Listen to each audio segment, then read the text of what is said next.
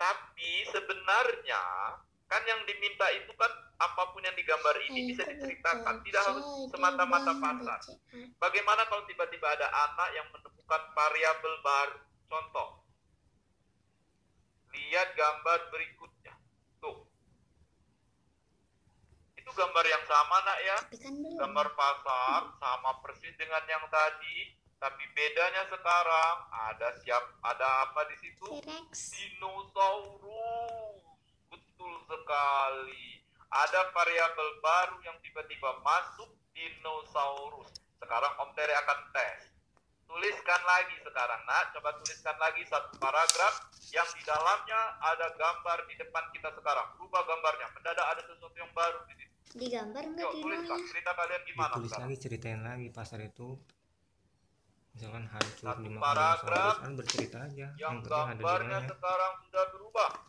Ada dinosaurus. Ini dinosaurusnya gede. Kalau Om Tere begini jadi imut ya. Nah, jadi imut. Ya lari-lari. Lari-lari di pasar. Satu paragraf itu berapa panjang? Kalau langsung buru-buru nulis, langsung buru-buru ngacungin gambar, langsung minta di sini. Nah, apa sih poin dari latihan ini? Pertama gambar pasar, yang kedua gambar pasar dinosaurus. Poin ini maksudnya adalah bagaimana kita menumbuhkan imajinasi, kreativitas ke anak-anak kita. Sekarang Om Tere share dulu layar sebentar ya. Kita bicara sesuatu yang sedikit serius ya nak ya. Nah, perhatikan di layarnya. Membaca bisa memberikan pengalaman baru bagi anak-anak kita. Bisa memberikan imajinasi yang seru. Membaca itu berbeda dengan film, kartun, atau serial yang kalau kan kalian mungkin suka nonton Upin Ipin, suka nonton Marvel, boleh jadi udah diizinin ibu bapaknya nonton Marvel atau Agent Ali ya, yang lagi sering ditonton. Nah, itu visualnya, gambarnya sudah terbentuk, suaranya sudah terbentuk. Beda dengan membaca buku, even itu buku bergambar, tetap bisa memberikan kesempatan berimajinasi yang lebih luas bagi anak-anak kita. Nah, anak-anak yang sejak kecil sudah terbiasa dengan literasi, sudah terbiasa membaca buku-buku banyak, sudah terbiasa dilatih untuk Om Tere tidak memasukkan variabel apapun, hanya Om Tere tampilkan gambar astronot. Kualitas tulisan anak-anak SD, SMP Al-Fatih terlihat berbeda. Mereka sudah mulai bisa memasukkan variabel-variabel baju astronot, gravitasi, dan otomatis biasanya pasti alien memang. Karena kalau tadi sudah dilatih ada dinosaurus, di latihan berikutnya akan muncul alien itu. Tapi tidak hanya itu, mereka sudah bisa memasukkan alien berteman dengan astronot dan seterusnya. Nah, literasi sejak dini inilah yang akan membantu anak-anak kita bisa membayangkan situasi yang berbeda dan sudut pandang yang berbeda. Hanya saja hari ini literasi itu tantangannya banyak. Sekarang Om Tere mau bahas serius sedikit ya. Khusus untuk ibu guru di sekolah dan bapak ibu di rumah. Tantangan literasi anak hari ini. Bapak ibu, yang pertama adalah televisi dan gadget yang ada di sekitar mereka. Kan berbeda dengan 30-40 tahun lalu. Hari ini nyaris semua gadget ada di sekitar anak-anak. Kalau saya ditanya, Bang Tere, boleh nggak anak-anak itu main gadget? Kalau saya jawabannya boleh. Tidak bisa dibilang tidak. Hanya saja dibatasi dan diawasi. Nah, ini kalau udah masuk dalam definisi dibatasi dan diawasi, masing-masing dikembalikan ke kebijakan ibu bapak di rumah masing-masing. Kalau ibu bapak merasa dibatasi sehari sejam, silahkan.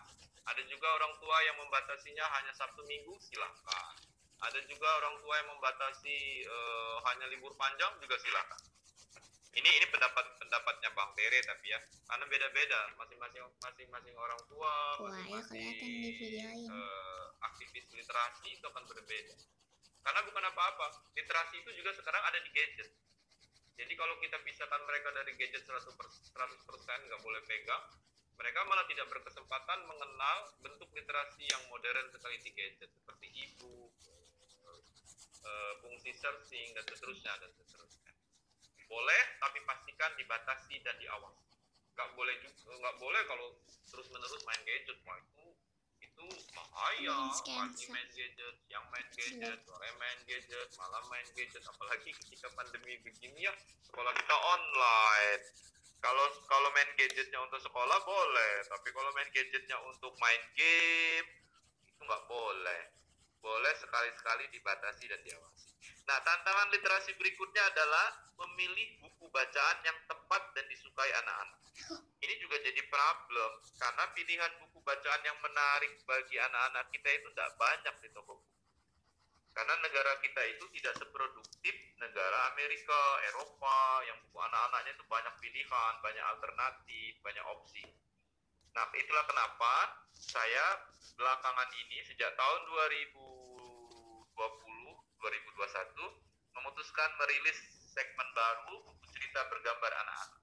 Itu juga sebuah ikhtiar agar anak-anak kita itu punya pilihan membaca. Karena kan penulis itu nggak bisa dia selalu komplit literasi rendah, anak-anak nggak suka membaca, tapi dia tidak menyediakan opsi bacaan yang baik. Nah, maka Om Tere merilis Apel Emas, Malam yang Menegangkan, itu banyak. Nanti ada 15 judulnya. Oke. Tantangan berikutnya adalah kadangkala seluruh keluarga memang tidak suka membaca. Ini repot memang kadang. Jadi bukan hanya anaknya nggak suka baca, tapi juga orang tuanya nggak suka baca, di keluarga nggak suka baca. Nah, kalau memang realita itu ada di rumah masing-masing, jangan berkecil hati. Karena kita masih punya opsi yang menarik, teladan membaca bagi anak-anak ada di mana? Di sekolah. Jadi kalau di rumah dia tidak punya teladan membaca, kita bisa bawa itu ke sekolah. Sekolahlah yang memberikan teladan membaca. Mulai dengan membuat pojok literasi, membuat proyek-proyek literasi, meminta anak untuk membaca dan meresensi buku dan seterusnya dan seterusnya. Nanti saya bahas lebih detail. Nah, apakah membaca membutuhkan biaya? Tidak. Om Tere, SD, SMP, SMA itu membaca lebih dari 1000 buku kalau ditotal. Tapi Om Tere tidak pernah beli satu buku. Kok bisa Om Tere? Bisa. Gimana caranya? Bacalah dari perpustakaan. Perpustakaan sekolah, perpustakaan daerah. Apalagi ini anak-anak di Tangerang, itu bisa saja sekali-sekali kalau besok lusa pandemi sudah tidak ada, dibawa ke perpustakaan nasional. Perpustakaan nasional itu punya lantai yang bagus sekali untuk anak-anak. Itu wah, cozy sekali. Om Tere pernah ke sana lihat ya. Itu bisa jadi tempat taman bermain baru bagi mereka. Jadi nggak hanya sekedar diajak ke Dupan, ke Kidzania, tapi bisa mereka diajak ke Perpustakaan Nasional Republik Indonesia. Oke. Nah, berikutnya, bagaimana agar anak-anak suka membaca dan menulis? Satu, berikan contoh, berikan teladan. Dua, perkenalkan mereka dengan majalah media yang bisa membuat mereka berpartisipasi mengirim tulisan atau gambar. Kan ada tuh majalah Bobo. Siapa di sini yang suka baca majalah Bobo?